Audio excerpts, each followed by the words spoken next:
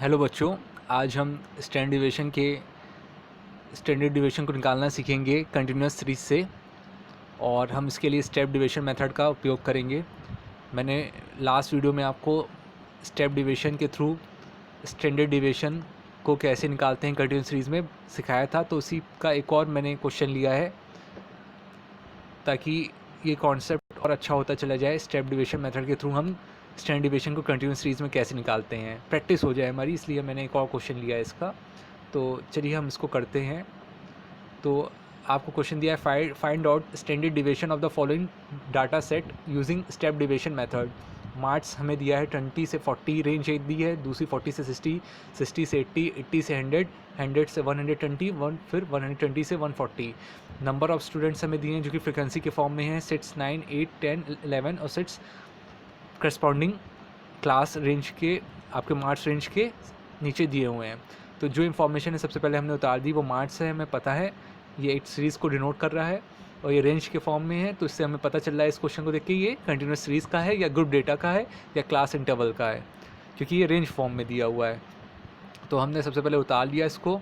उतारने के बाद इसकी मिड वैल्यू निकाली। मिड वैल्यू के लिए हम क्या करते हैं, सबसे पहला वाला जो नंबर है 20 और जो दूसरा वाला नंबर है 40, पहले वाले नंबर को हम लोअर लिमिट बोलते हैं, दूसरे नंबर को अपर लिमिट बोलते हैं। दोनों को हम जोड़ते हैं और 2 से भाग दे देते हैं। तो 20 + 40 को जोड़ेंगे जो कि 60 आएगा, 60 को हम 2 से भाग दे देंगे या डिवाइड कर देंगे जो कि 30 आएगा। तो इस तरीके से मिड वैल्यू हमारी पहली निकल आएगी। सेम उसी तरीके हम दूसरे जो क्लास इंटरवल दिया हुआ है 40 60, पहला लोअर लिमिट 40 है और अपर लिमिट 60 है, तो उसको जोड़ेंगे और 2 से भाग दे देंगे तो हमको ये 50 मिल जाएगा। फिर तीसरा भी ऐसे ही करेंगे तो उससे हमको 70 मिल जाएगा।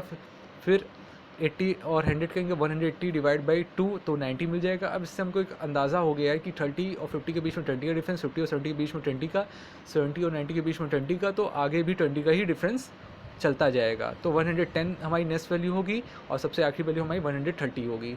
फिर हम फ्रिक्वेंसी को कॉपी करेंगे जो कि हमें दी थी क्लास इंटरवल के सामने मार्क्स के। तो 20 से 40 6, 40 से 69, 60 से 80 के बीच में 8, 80 से 100 के बीच में 10, 100 से 120 के बीच में 11 और 120 से लेके 140 के बीच में 6। फिर हम नेक्स्ट स्टेप में डिवीजन करते हैं। अब तक में मैं आशा करता हूँ कि आपको इतना तो आपके दिमाग में बैठ गया होगा कि इसके बाद हम ये मेथड ये कॉलम बनाते हैं। तो डिवीजन का कॉलम बनता ही है। तो डिवीजन फॉर्म अज्यूम एवरेज लेंगे क्योंकि स्टेप डिवीजन मेथड हम देख रहे हैं। तो dx = m-a, small m mid value और a मतलब अज्यूम मीन। यहाँ अज्यूम मीन हमारे लिए आसान है क्योंकि यहाँ अज्यूम मीन हमारा 70 और 90 में से कोई एक हम ले सकते हैं। तो जैसे क्वेश्चन में 90 लिया है, आप 70 भी ले सकते हो, इससे कोई फ़र्क नहीं पड़ता। आप सबसे टॉप वाला भी ले सकते हो जो 30 है और सबसे बॉटम वाला 130 भी ले सकते हो। मैंने पिछली वीडियो में जब डिस्क्रीट सीरीज़ या इंडिविजुअल सीरीज़ निकाला था अज्यूम मीन मेथड से, तब बताई थी बात। किताब में 90 लिया, आप कोई भी ले सकते हो, आंसर आपका सेम ही आएगा। तो यहाँ पे हमने 90 लिया तो 30 - 90 करेंगे, 30 में से 90 घटाएंगे तो -60 आएगा, क्योंकि -90 बड़ा नंबर है इसलिए -60 आएगा। फिर 50 में से 90 घटाएंगे, 90 संख्या बड़ी है तो ये हमको माइनस में 40 देगा, 40 देगा, -40। फिर 70 में 90 को सब्ट्रैक्ट करेंगे तो -20 देगा। फिर 90 में से 90 सब्ट्रैक्ट करेंगे 0 देगा। 110 में से 90 सब्ट्रैक्ट करेंगे +20 देगा। 130 में से 90 सब्ट्रैक्ट करेंगे तो +40 देगा। तो इस तरीके से हमारा डिवीजन फॉर्म अज्यूम एवरेज निकल आएगा जो कि dx = m-a कैपिटल A है। फिर एक आपको एज्यूम मीन लिखना भी होगा उस कॉलम में कि एज्यूम मीन A = 90, और आप मिड वैल्यू में भी दिखा सकते हो छोटा सा ये बना के 90 के बगल में। फिर आप dx अपोस्ट्रोफी निकालते हो तो dx अपोस्ट्रोफी = dx/c होता है, ये आपका फॉर्मूला होता है। और उसके नीचे आपको c की वैल्यू को भी क्लियर स्पेसिफाई करना होगा, आपको लिखना होगा कि आपने सी की वैल्यू ली। अब यहाँ अगर हम नंबर देखें तो अगर हम यहाँ नंबर देखें डिवीजन फॉर्म अज्यूम एवरेज का, तो उसमें जो अलग अलग वैल्यूज़ दी हुई हैं वो है -60, -40, -20, 0, +20, +40। हम चाहें तो 5 से भी डिवाइड कर सकते हैं, हम चाहे तो 10 से भी डिवाइड कर सकते हैं, हम चाहे तो 20 से भी कर सकते हैं। मगर यहाँ पे समझदारी से काम लेना होगा, कौन सा संख्या ज़्यादा जस्टिफाई करेगी, ज़्यादा हमारे लिए कैलकुलेशन को ईज़ी बना देगी, तो उसका हमको ध्यान रखना होगा। करने को तो हम 5 भी ले सकते हैं, 5 से भी सब संख्या भाग हो रही हैं, कट रही हैं, मगर हम यहाँ पे हम 20 लेंगे, यहाँ पे 20 लेंगे, क्योंकि 20 वो सबसे बड़ी वैल्यू है जिससे ये जितनी भी संख्याएँ 60, 40, 20 ये सभी कट जाती हैं और एक बार में सबसे छोटी संख्या दे देती हैं। संख्या आप वो लीजिएगा जो बड़ी से बड़ी हो, जिससे आपके जितने भी दिए हुए नंबर्स हैं वो एक बार में सबसे छोटी संख्या में परिवर्तित हो जाए, कट आ जाएँ। आप अगर 5 लेते तो वो -12 लेता, फिर -8 लेता, -4 लेता, फिर 0 लेता, फिर +4 लेता, +8 लेता, मगर वो अभी भी और भी कट सकता था। तो इसलिए हम ऐसी संख्या लेते हैं जिससे एक बार में सबसे छोटा आ जाए। अगर आपने जैसे इस क्वेश्चन में 20 लिया, तो 20 लेने से फ़ायदा ये हुआ कि आपका dx की वैल्यू -60 है, -60/20 करेंगे तो -3 बार में सबसे छोटी संख्या आ गई। जबकि पहले -12 आ रहा था, जब मैंने 5 लिया तो -12 आ रहा था, वो इतनी छोटी संख्या नहीं थी, क्योंकि अगर आप 5 लेते तो -12 जहाँ आता है तो -12 को आगे मल्टीप्लाई करोगे तो वो नंबर और बढ़ता चला जाता। जितना छोटा वैल्यू आप कर दोगे तो उसके बाद आगे मल्टीप्लाई भी करोगे, आप गुणा दोगे तो वो संख्या उतनी बढ़ेगी नहीं, और जब बढ़ेगी नहीं तो आपके लिए आसानी रहेगी, आपको आपका कैलकुलेशन ईजी रहेगा। जितना छोटा कर दोगे उतना ही समय लगेगा उस संख्या को बढ़ने में, और आपका क्वेश्चन उतने में हो भी चुका होगा।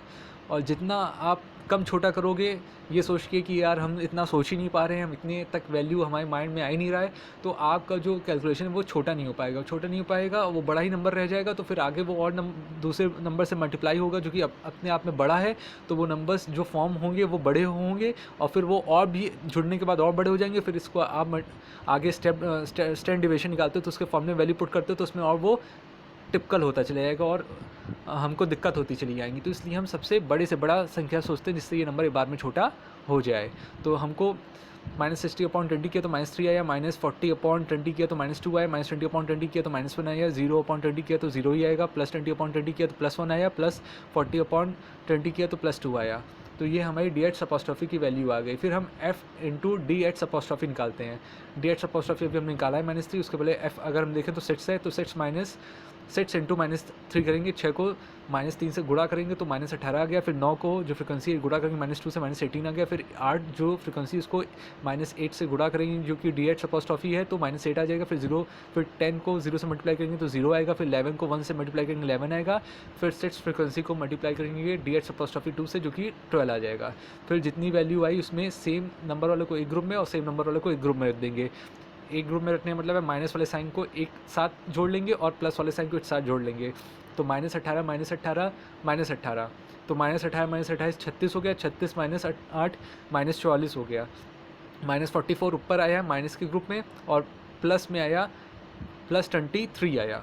तो -44 में +23 किया तो आपका -21 आएगा, क्योंकि -44 है +21 है तो होगा तो सब्ट्रैक्ट होने पे -44 -23 सब्ट्रैक्ट हुआ तो आपका 21 आया। नंबर बड़ा है -44 का, इसलिए साइन 21 के पहले माइनस का लगेगा। फिर F इंटू DH' निकालते हैं। तो F तो आपको पता ही फ्रिक्वेंसी दी हुई है टेबल में, और इंटू DH' अभी आपने निकाला है।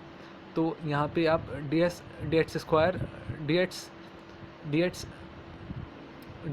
निकाला है तो आप DH' लेंगे यहाँ पे। तो DH' आपने बच्चों मैंने यहाँ पे ये जो FDH' है तो F into DH' into DH' होगा, याद रखिएगा। F into DH' into DH' होगा। मैंने गलती से अपोस्ट्रॉफी का साइन नहीं बनाया है, तो आप याद रखिएगा ये जो -3 इंटू -3 किया है ये DH' का किया गया है, ना कि DH का किया गया है, क्योंकि मैंने यहाँ DH लिखा है।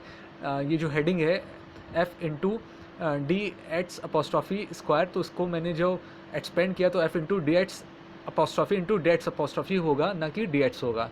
तो F मतलब 6 इंटू DH' मतलब -3 इंटू -3, तो 6 इंटू -3 -18 हुआ, -18 इंटू -3 -54 हो गया। फिर उसी तरीके 9 इंटू -2 DH' -2 है इंटू -2 होगा फिर से, क्योंकि DH' लेंगे जो कि हो जाएगा 36। फिर 8 इंटू -1 इंटू -1 जो कि 8 हो जाएगा। 10 इंटू 0 इंटू 0 तो 0 हो जाएगा। 11 इंटू 1 तो 11 हो जाएगा। फिर सबसे लास्ट वाले में 6 फ्रिक्वेंसी इंटू DH' 2 है इंटू DH' 2 करेंगे, 2 बार मल्टीप्लाई तो 6 2 ज़ा 12, 12 2 ज़ा 24, तो 24 आ जाएगा। इस तरीके से हमको इंडिविजुअल सबकी वैल्यू हर एक मिड वैल्यू की मिल जाएगी और इन सभी को हम ऐड कर देंगे, सबमिशन निकालेंगे तो सबमिशन FDH' हमारा 133 आ जाएगा। अब हम स्टैंडर्ड डिवीजन फॉर्मूला लिखेंगे जो कि standard division is equal to square root summation FDH'2 upon n minus summation FDH' upon n का whole square 2 into square root के बाहर आपका सी का साइन होगा, स्क्वायर रूट के बाहर होगा, याद रखिएगा।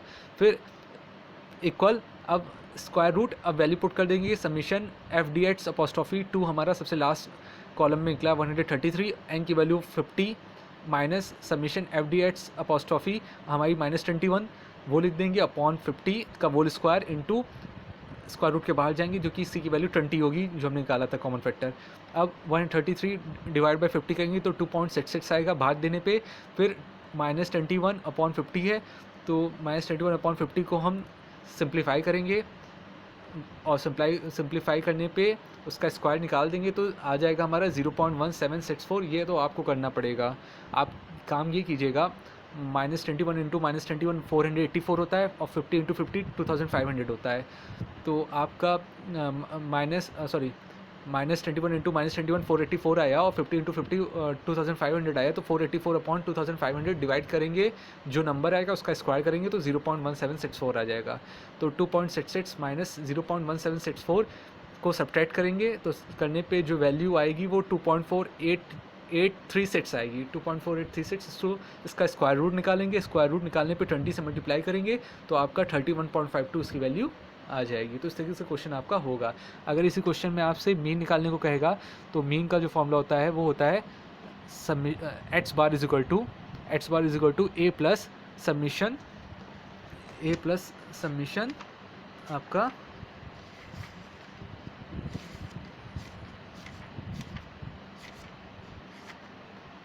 ए plus summation F D x upon N,